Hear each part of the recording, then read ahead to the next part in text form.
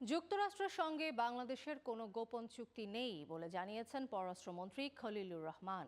প্রধানমন্ত্রী তারেক রহমানের সঙ্গে মার্কিন রাষ্ট্রদূত ব্রেন্ট টি ক্রিস্টেনসেনের সৌজন্য সাক্ষাৎ শেষে পররাষ্ট্রমন্ত্রী সাংবাদিকদের বলেন, রাশিয়া থেকে জ্বালানি তেল আমদানি ইস্যুতে দেয়া চিঠির জবাব এখনও দেয়নি যুক্তরাষ্ট্র।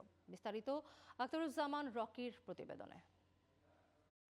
সরকার গঠনের পর প্রধানমন্ত্রী তারেক রহমানের সঙ্গে যুক্তরাষ্ট্রের রাষ্ট্রদূত ব্রেন্ট টি ক্রিস্টেনসেনের প্রথম আনুষ্ঠানিক সাক্ষাৎ রবিবার সচিবালয়ে অনুষ্ঠিত। এ সাক্ষাতের সময় উপস্থিত ছিলেন পররাষ্ট্রমন্ত্রী ও প্রতিমন্ত্রী। পরে ব্রিফিংয়ে পররাষ্ট্রমন্ত্রী জানান, বৈঠকে বাংলাদেশের জ্বালানি নিরাপত্তা নিশ্চিতে সহযোগিতার আশ্বাস দিয়েছে মার্কিন রাষ্ট্রদূত। প্রথম কথা হচ্ছে, যুক্তরাষ্ট্রের সঙ্গে আমাদের কোনো গোপন চুক্তি নাই। এই যে চুক্তি, সেটা আমরা প্রকাশ করে দিয়েছি।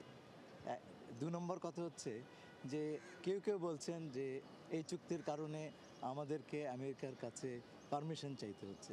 একেবারে মিথ্যে কথা। এই রাশিয়ান তেল কেনার ব্যাপারে সব দেশের উপরে রেস্ট্রিকশন আছে, আমেরিকান রেস্ট্রিকশন। সুতরাং আপনাকে সেই রেস্ট্রিকশনের ওয়েভার চাইতে হবে। এটার সঙ্গে চুক্তির, বাণিজ্য চুক্তির কোনো সম্পর্ক নেই। বাংলাদেশের উন্নয়ন সহযোগী হিসেবে অতীতের মতো ভবিষ্যতেও সব ইস্যুতে যুক্তরাষ্ট্রের পাশে থাকবে বলেও আশ্বস্ত করেন মার্কিন রাষ্ট্রদূত। রাষ্ট্রদূত এ সময় প্রধানমন্ত্রী তারেক রহমানের হাতে দুটি দুর্লভ ছবি এবং হোয়াইট হাউসের একটি রেপ্লিকা তুলে দেন।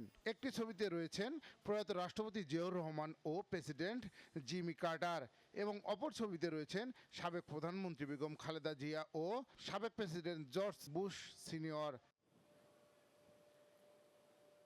Akhtaruzzaman Rocky, channel 9, Dhaka.